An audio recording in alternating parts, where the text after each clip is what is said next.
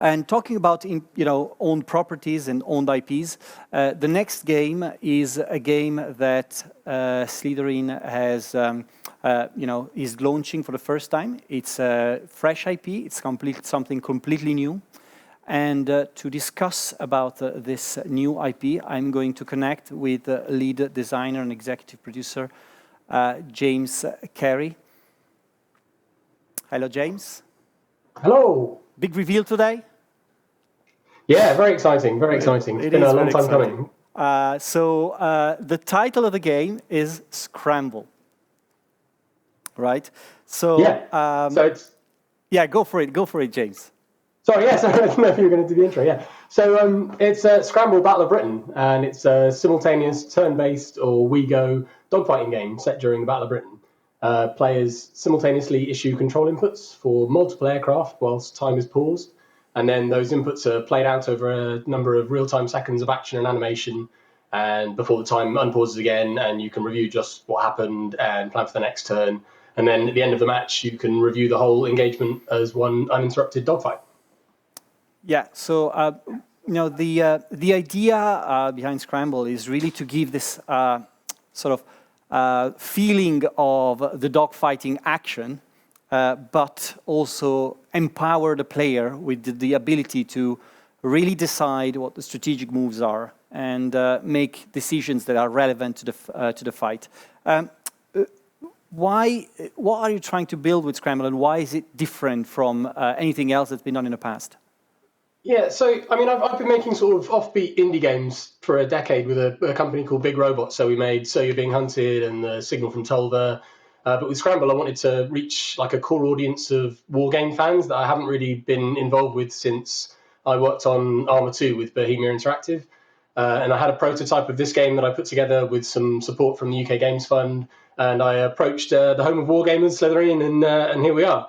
So Scramble's sort of mechanically quite novel, but thematically very recognizable.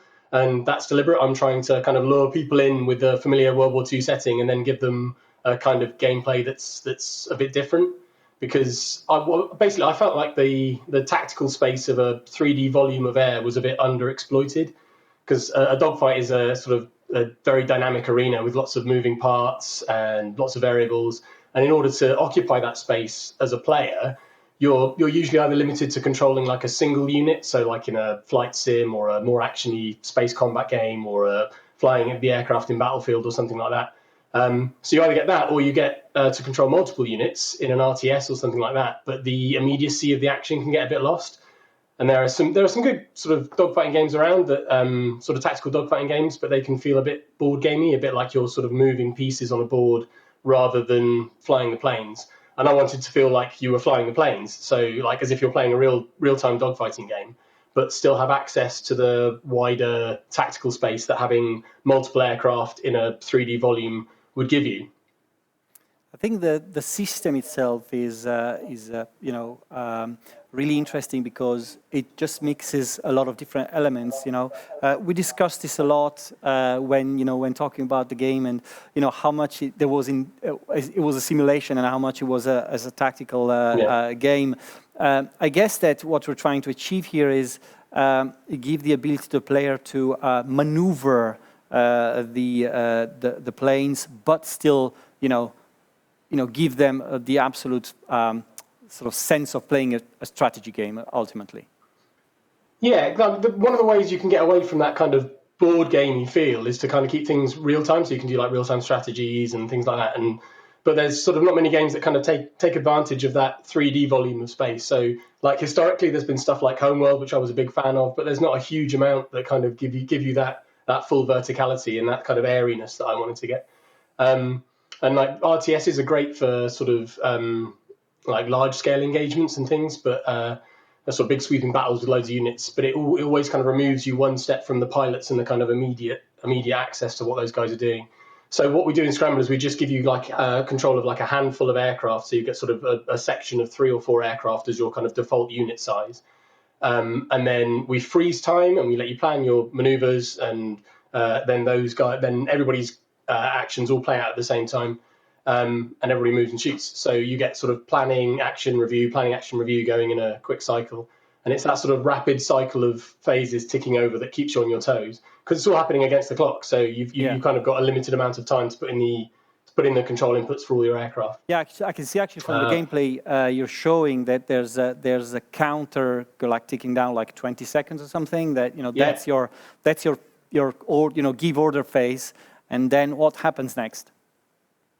So you basically get sort of this is a server setting thing, but you can get a sort of by default 15 seconds sort of planning time per aircraft in your section, and then you use your controls. So you're using throttle, pitch, roll, yaw, all the kind of flight surface controls you would if you were flying it as a real-time game, and you sort of set the flight path of your aircraft going in that limited planning phase, and then when the timer runs out, everybody's plans execute all at the same time, and you get to kind of review that and rewind time and kind of look at what everybody else was doing and kind of plan for what's going to happen in the next turn. And because you've only got sort of 3 or 4 aircraft, you can kind of keep sort of situational awareness of everything that's going on without kind of completely losing your mind about all the different things. Sort of once you've got sort of 3 or 4 aircraft on the go, that's kind of a lot of moving parts. And you can control more, and you can sort of buddy up with other people. So you can have co-op where, say, like you might have Hurricanes and I might have Spitfires, and we might have a bomber intercept mission. And so you might go off and tackle some bombers whilst I'm keeping the 109s off your back with the Spitfires. And so you can kind of have a larger engagement as well, but the default unit that you control is sort of 3 or 4 aircraft. It seems to be like a game that fits multiplayer very, very nicely. So, what's the focus? Is it multiplayer? Is it to create this dynamic challenge between 2 people? What's your vision of this? Yeah, I mean, so there are squadron management elements, and there is sort of a planned campaign which will kind of thematically linked sequentially difficult missions into a longer campaign. But the focus is definitely on sort of match play and on kind of building your squadron to fight other squadrons, and you kind of have like attrition and squadron management that you can customize your aircraft with, and you get progression of pilots and their skills increase so they can get more out of their aircraft.